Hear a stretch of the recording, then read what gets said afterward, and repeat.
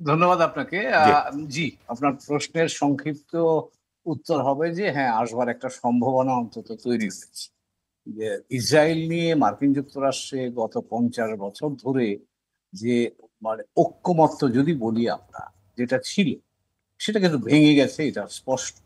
এবং এতক্ষণ ধরে আমাদের গুণী আলোচকবৃন্দ যারা আছেন তারা যে প্রসঙ্গটা তুললেন, আমি ২-১ টা জায়গায় একটু বলতে চাই।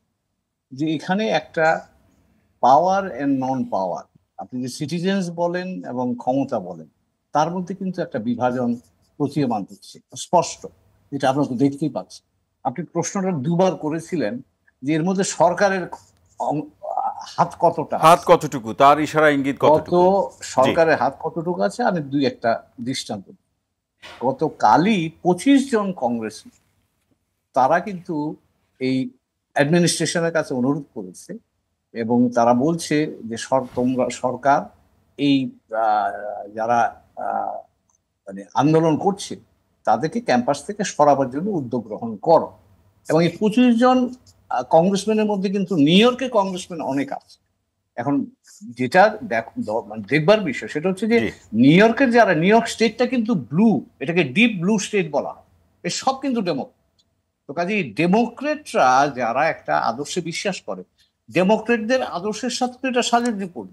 কিন্তু ডেমোক্রেট এই কংগ্রেসম্যান গুলো কেন এই বাইডেন প্রশাসনের কাছে বা পুলিশের কাছে তারা অনুরোধ পাঠাচ্ছে যে তোমরা এটাকে এখান থেকে সরিয়ে দেওয়ার চেষ্টা করো। এবং যেটা একটু আগে আলোচনা হয়েছে, তারা অ্যান্টিসেমিটিজমের বক্তব্যটা দিচ্ছে। এবং সেই সেই কারণেই আমার ধারণা এটাকে যুক্তি হিসেবে দাঁড় পাচ্ছে, যে ডক্টর সলিমুল্লাহ খান যেটা বললেন, এই একটা বিষয়, এটাতে এক্সট্রিম সেন্সিটিভিটি আছে মার্কিন যুক্তরাষ্ট্রে। জি। এবং তারা সেটাকে ব্যবহার করেই আজকে আপনি গত রাতে কলম্বিয়া থেকে সরিয়েছে, ইউসিএলএ থেকে গোলমাল হয়েছে। তবে আমার কাছে যেটা মনে হয়েছে সেটা হলো যে এর মধ্য দিয়ে কিন্তু একটা ধারা, সূক্ষ্ম ধারাও কিন্তু আমরা লক্ষ্য করছি, এটাও বোঝা দরকার।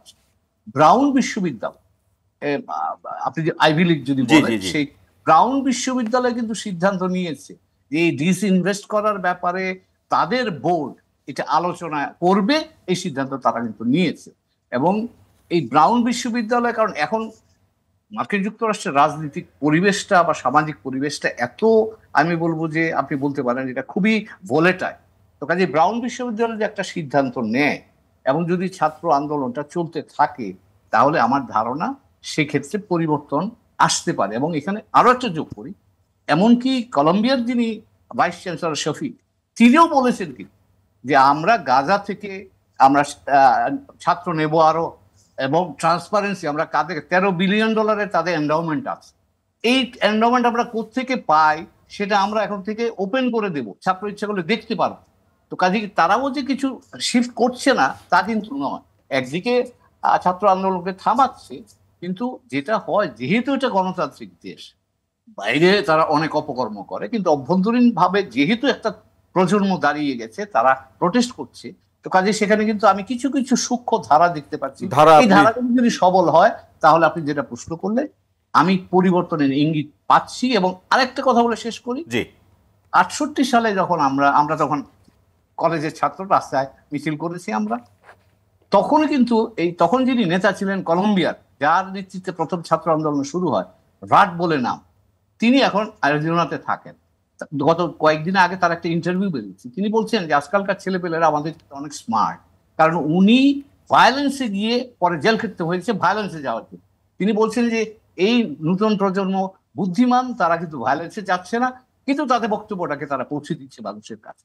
তো কাজেই এই ছাত্র আন্দোলনটা আমার কাছে ওই ৫০ বছর পরে ভিয়েতনাম যুদ্ধের সময় যেমন ৬৮ সালে মার্কিন জি। যুক্তরাষ্ট্রের রাজনীতিতে বড় ধরনের পরিবর্তন নিয়ে এসেছিল, এবং যেটা বাদল ভাই বললেন বা আমাদের মোস্তফা সরোয়ার ভাই জি। বললেন, এবারও কিন্তু আমি একটা এরকম আলামত দেখতে পাচ্ছি। তো কাজে এটা টু আর্লি, বাট আমরা একটু লক্ষ্য রাখি।